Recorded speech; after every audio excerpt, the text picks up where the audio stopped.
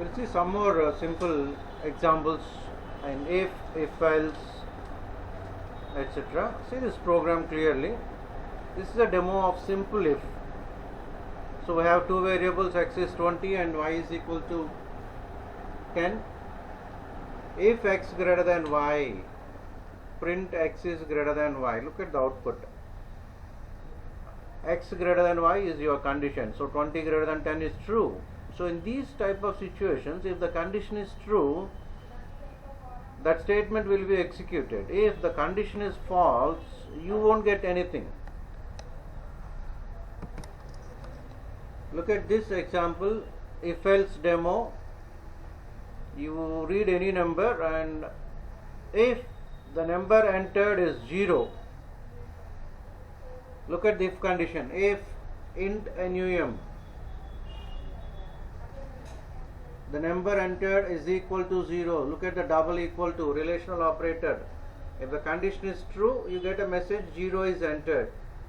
If you enter other than 0, means the condition becomes false and you get the message you entered another number.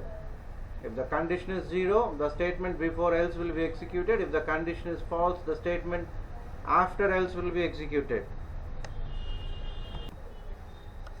This is another simple example. If the number is less than or equal to 50 and you display a message number is less than or equal to 50, you complete the sentence. The sentence is only halfway. The remaining part you put it within double quotations and close the brackets. Look at this program. This is a demonstration program for A and D. You enter your age. If your age is greater than or equal to 18 and less than or equal to 120. Generally we don't use that less than or equal to 120. Just to demonstrate this we use that 120. You are eligible for voting. That voting, you just complete the sentence, close the double quotations and close the brackets. Otherwise you are not eligible. This is another simple program. You enter your marks and again look at that, enter your marks, brackets are missing, you close the brackets. And this is a demonstration program of if else. If marks less than 35 and fail, and 35 and greater than or equal to 35 and less than or equal to 40, grade B and etc. You have different ways of writing programs. These are all some additional programs which I am giving. This is another program. You enter your bill amount. If bill amount is greater than or equal to 5,000 and discount is 500. Yeah, this is a program for calculate the discount and bill amount after the discount. Look at the conditions. Between 4,000 and 4,999, discount is 400 rupees, and 3,000 to 3,999 is 300, and so on. So these are all some additional demo programs for practice sake.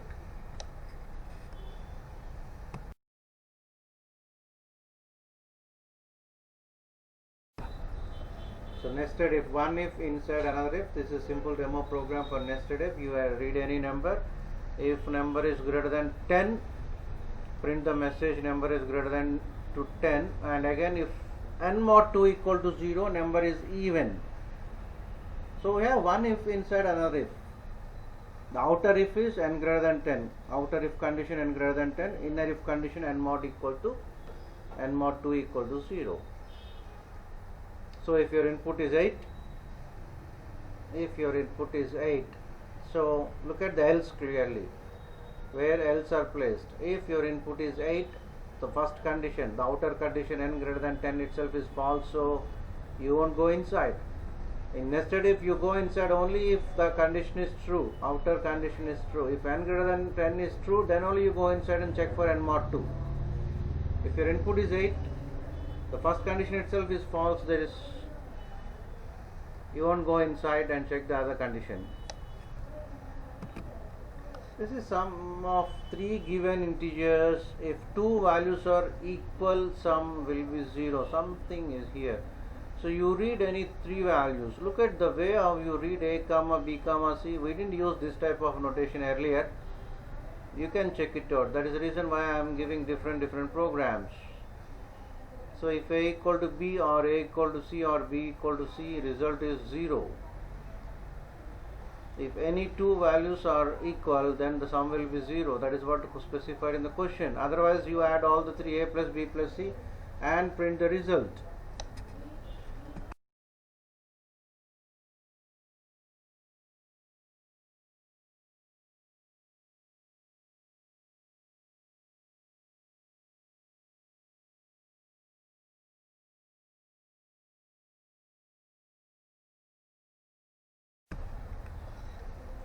To input a number, if it is not a number, generate an error. So the program is read any number, whatever you entered is not a number, then generate an error. Look at the thing.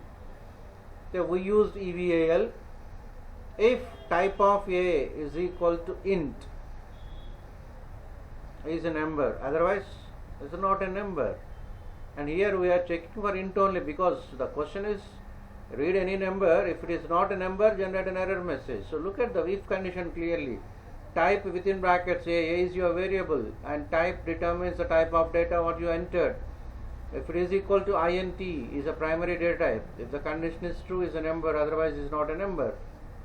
Look at the output. You entered some other than number, so is not a number. The condition is false.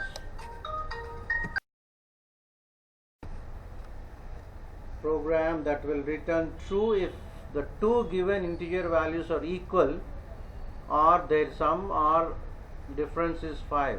These are all practice programs. So you read any two integer values. If a equal to b, or a plus b is equal to 5, or a minus b is equal to 5, or b minus a is equal to 5. If any one of the condition is true, this is a demonstration for OR. If any one of the condition is true, print true, otherwise print false.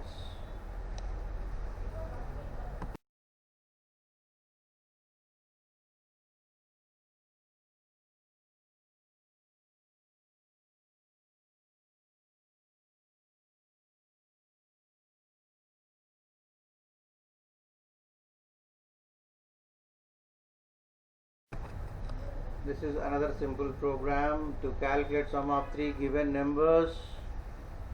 If the values are equal, then return thrice of their sum. Look at the if condition. If a equal to b equal to c, this type of notation is not there in C, C++, Java. If a equal to b equal to c, you are comparing a, b, c. If they are equal, then result is equal to a plus b plus c multiplied by 3. Otherwise, simply add them.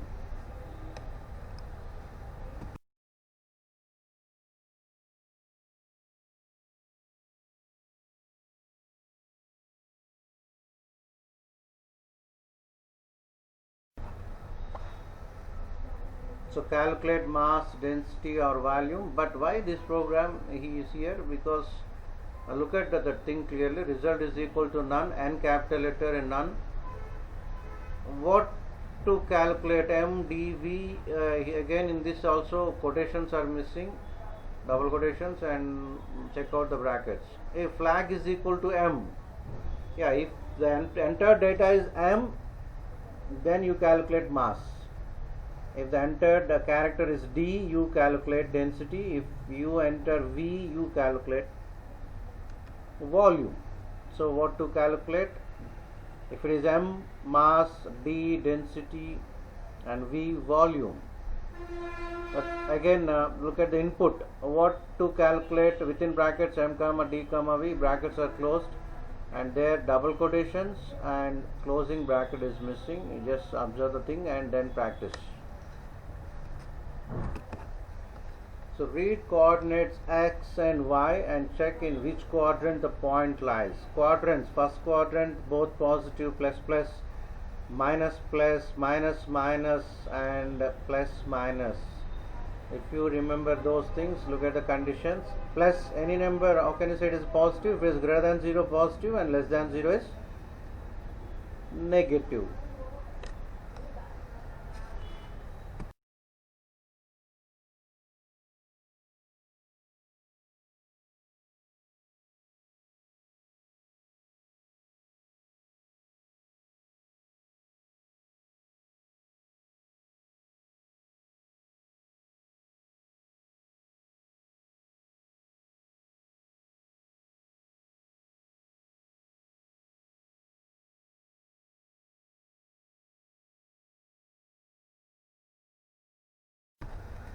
So another program, you read three sides A, B, C and check the triangle exists or not exists.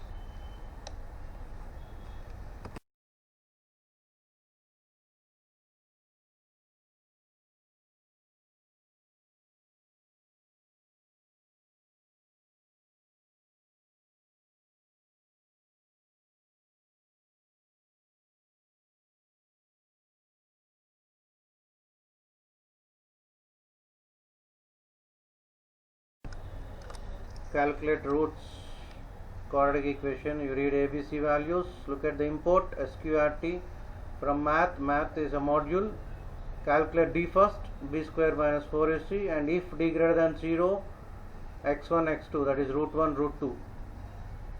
And again in this print also check out the closing brackets and closing quotations if anything missing. If D is 0, the roots are real and equal. So x1 and x2 are equal, that is the reason why we are printing only x1. If not, no roots, imaginary roots.